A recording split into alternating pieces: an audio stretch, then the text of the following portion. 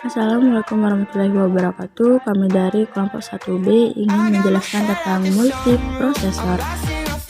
Yang pertama ada pengertian multiprosesor.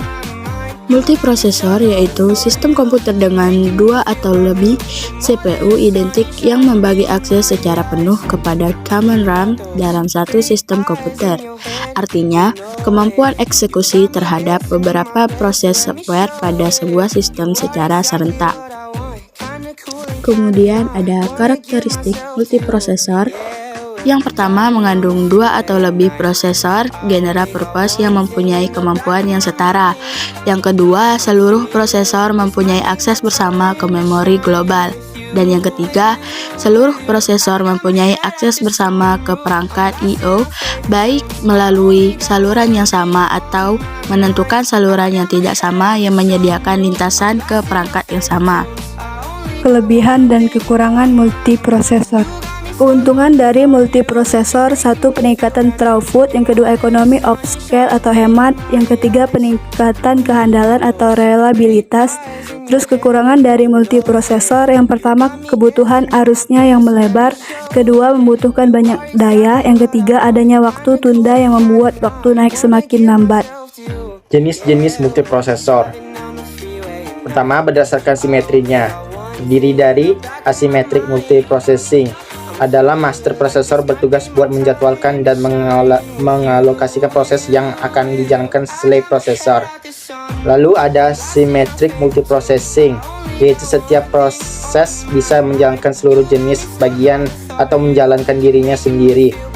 Dan cluster adalah suatu interkoneksi sistem komputer multi yang independen yang dioperasikan mirip sebuah sistem tunggal pada suatu kolaborasi.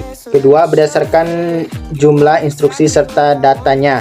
Pertama, ada single instruction on single data stream, adalah sebuah prosesor tunggal menjalankan sebuah sirkulasi instruksi buat beroperasi pada data yang tersimpan pada memori tunggal. Lalu ada single instruction on multiple data stream, yaitu sebuah mesin tunggal instruksi hukuman eksekusi asal dari sejumlah elemen pengolahan pada dasar berbaris.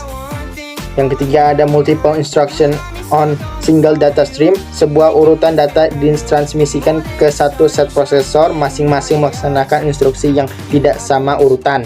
Dan yang terakhir ada multiple instruction on multiple data stream, adalah satu set prosesor secara simultan mengeksekusi urutan instruksi yang tidak pada set data yang tidak sama. Dan yang terakhir ada yang berdasarkan kedekatan antar prosesor, yang terdiri dari loosely coupled, yaitu mendistribusikan komputasi di antara beberapa prosesor seperti topologi bus kecepatan tinggi atau saluran telepon tightly coupled. Tightly coupling di antara window merupakan konsep antarmuka yang mendukung koordinasi secara dunia global atau multiprosesor. Kesimpulannya, multiprosesor artinya sistem komputer menggunakan dua atau lebih CPU identik yang membagi akses secara penuh kepada common RAM atau shared memory multiprosesor.